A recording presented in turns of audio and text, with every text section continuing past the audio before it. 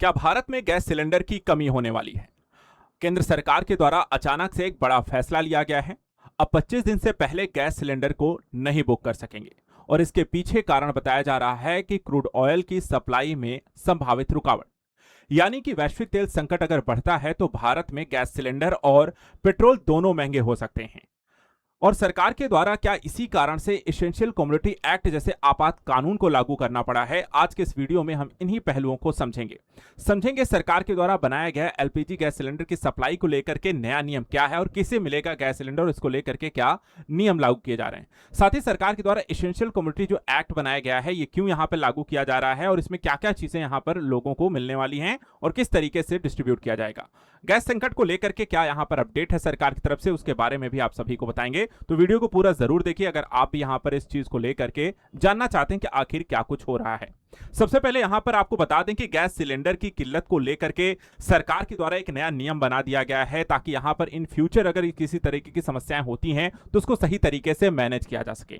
यानी कि यहाँ पर जो नया नियम लागू किया गया है कि गैस की कमी होने पर किस सेक्टर को यहाँ पर गैस सिलेंडर सप्लाई की जाएगी, इसको लेकर के पेट्रोलियम मंत्रालय के द्वारा एक प्रायोरिटी लिस्ट जारी की गई है। यह प्रायोरिटी लिस्ट क्या है वो भी आपको बता दें कि इसमें किसको गैस सिलेंडर मिलेगा और किसको नहीं मिलने वाला है। सबसे पहले अगर हम यहाँ पर चीज देखें तो इस सेक्टर को यहाँ पर जो कटौती की जा रही है और किस सेक्टर में नहीं की जाएगी, तो 100% जिसे यहाँ पर मिलने वाला है गैस सिलेंडर, तो घरों में पाइप नेचुरल गैस जो पीएनजी है, गाड़ियों के लिए जो सीएनजी है वहां पर आपको सप्लाई की जाएगी, घरेलू एलपीजी सिलेंडर का जो प्रोडक्शन है और पाइपलाइन ऑपरेशन के लिए जो गैस है, इन सभी क्षेत्रों को यहां पर किसी तरीके की समस्या नहीं आएगी। यानी कि यहां पे 100% गैस सप्लाई मिलने वाली है। तो समस्या यह है कि आखिर फिर किसको नहीं मिलेगी, तो यहां पे देखिए इंडस्ट्री से जुड़े सेक्टरों को कम गैस दी जाएगी। जैसे हम बात करें चाय और मैन्युफैक्चरिंग इंडस्ट्रीज को सिर्फ 80% अब गैस सप्लाई होगी उनकी डिमांड के अनुसार। उसी तरीके से फर्टिलाइजर जो कंपनियां हैं उनको 70% गैस सप्लाई की जाएगी, जबकि तेल रिफाइनरीज को मात्र 65% जो होती है यहां पर गैस सप्लाई की जाने वाली है।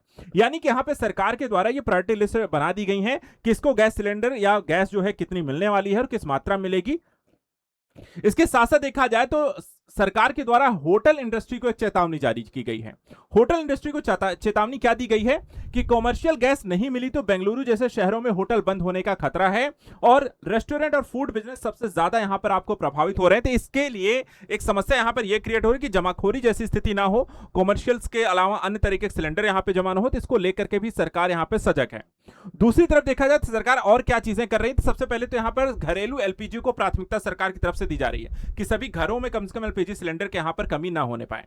दूसरी चीज, रिफाइनरीज को ज्यादा प्रोडक्शन का भी आदेश दिया गया है ताकि यहां पर भारत में सप्लाई को लेकर के कोई समस्या ना हो। तीसरी बात, यहां पर सिलेंडर बुकिंग के गैप जो है 21 दिन पहले हुआ करता था, अब इसे बढ़ा करके 25 दिन कर दिया गया है। यानी पहले आप 21 दिन में गैस सिलेंडर को बुक कर सकते थे, लेकिन अब यह समय सीमा 25 दिन कर दी गया। 25 दिन पूरे होने के बाद ही आप गैस सिलेंडर की बुकिंग कर सकेंगे। इसी बीच यहां पर देखा जाए तो सरकार के द्वारा देश भर में एसेंशियल कमोडिटी एक्ट को भी लागू कर दिया गया, ईएसएमए को भी लागू किया गया। एक आपात कानून है, ऐसा ही एक कानून देखा है तो कोविड-19 के दौरान भी केंद्र सरकार के द्वारा लागू किया गया था। तो अभी तो ऐसी कोई स्थिति नहीं है, तो फिर सरकार यहां पर ऐसे आपात कानून को लागू क्यों कर रही है, इसको भी समझ लीजिए। देखिए यहां पर सरकार के द्वारा आवश्यक सेवा रखरखाव अधिनियम को लागू किया गया, इसको लेकर के आदेश जारी कर दिया गया है। सरकार ने घरेलू खाना पकाने की गैस जिसे हम एलपीजी कहते हैं की निर्बाध आपूर्ति को सुनिश्चित करने के लिए ईएसएमए को लागू किया है और इसमें रिफाइनरीज और पेट्रोकेमिकल यूनिट्स को एलपीजी का उत्पादन अधिकतम करने का निर्देश दिया गया है। यानी कि एलपीजी सिलेंडर की सप्लाई से ही जुड़ा हुआ यह अधिनियम है जो लागू किया जा रहा है ताकि किसी भी तरीके की किल्लत यहां पर ना होने पाए। इस नियम में देखा जाए तो काफी सारी चीजें आपको शामिल की जाती हैं।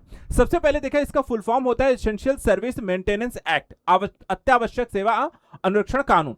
अब यह 1968 में संसद के द्वारा पारित किया गया एक ऐसा कानून है जिसका मुख्य कारण यह सुनिश्चित करना होता है कि देश में जब भी कोई समस्या आती है तो वहां पे जरूरी सेवाएं सभी तक पहुंचाई जा सके, इसको सुनिश्चित करना होता है इस कानून के माध्यम से, जैसे कोविड-19 के दौरान भी किया गया था। और अभी यहां पर देखा जाए तो एक समस्या यहां पर है, वैश्विक तेल संकट की खड़ी हो चुकी है, तो उसको यहां पर सुनिश्चित करने का भी काम होगा। इस श्रेणी में कौन कौन सी सेवाएं आती हैं, तो यहां पे देखिए रक्षा और स्वास्थ्य सेवाएं शामिल होती हैं, यानी अस्पताल सेवाएं और राष्ट्रीय रक्षा संबंधित महत्वपूर्ण सेवाएं। दूसरा, यहां पर महत्वपूर्ण उद्योग इसमें शामिल होते हैं जैसे कि पेट्रोलियम हो गया, कोयला हो गया, बिजली हो गई, इस्पात हो गया, उर्वरक के उत्पादन, वितरण और आपूर्ति से संबंधित प्रतिष्ठानों को इसमें शामिल किया जाता है। साथ ही अगर हम बात करें कि वित्तीय सेवाएं जैसे बैंकिंग से संबंधित सेवाओं को भी इसमें इस कानून के तहत शामिल किया जाता है, और संचार और परिवहन को भी देखा जाए तो इस कानून के तहत उससे संबंधित अनाज की खरीद और वितरण से जुड़ी सरकारी पहलों को इसके तहत उसके वितरण को सुनिश्चित करना हो, सभी तक सप्लाई को सुनिश्चित करना हो, तो इसको कानून का यहां पे प्रयोग किया जाता है। अब यहां पे एक सवाल ये आता है कि अर्थात सरकार के द्वारा ये कदम उठाए क्यों गए हैं? ईएसएमए को लागू किया जाना, गैस सिलेंडर के रूल्स को चेंज किया जाना, सप्लाई को लेकर के प्रायोरिटी लिस्ट बनाया जाना। देखिए यहां पर सरकार जो है, मंत्रालय का कहना यह है कि इन कदमों का उद्देश्य सुनिश्चित करना है कि जो वैश्विक तेल संकट चल रहा है, इजराइल, ईरान, अमेरिका के मध्य जो युद्ध चल रहा है, लगातार देखा जाए तो हॉर्मुज स्ट्रेट को यहां पर बाधित किया गया है, जिसके कारण वैश्विक तेल जो होते सप्लाई में बाधा आ रही है। इस चीज को ध्यान में रख करके भारत में घरों और जरूरी एलपीजी सेवाओं की सप्लाई में बिना रुकावट इसकी सप्लाई की जा सके, इसको सुनिश्चित करने के लिए इस कानून को लागू किया गया है। सवाल यह है कि हमारे पास कितना, अभी अगर कितने दिन सप्लाई ना हो हॉर्मुज स्ट्रेट के बंद होने के बाद, तब भी हम सरवाइव कर सकते हैं। तो अभी देखा जाए तो करीब 40 दिन के लिए पर्याप्त यहां पर हमारे पास एलपीजी का स्टॉक है। लेकिन अगर 40 दिन से युद्ध ज्यादा लंबा खिंचता है तो एलपीजी की सप्लाई की समस्या यहां पर और भी ज्यादा यहां पर गंभीर हो सकती है, और जो चीजें यहां पर है वो समय समय पे और भी बदल सकती हैं। इसलिए आप सभी के लिए यहां पर सरकार के द्वारा जो लगातार अपडेट जारी की जा रही हैं, उनको लेकर के यहां पर ध्यान रखें, उन जरूरी जानकारियों को लेकर भ्रमित ना हो। सरकार की जो दिशा निर्देश आ रहे हैं उन पर नजर बनाए रखें।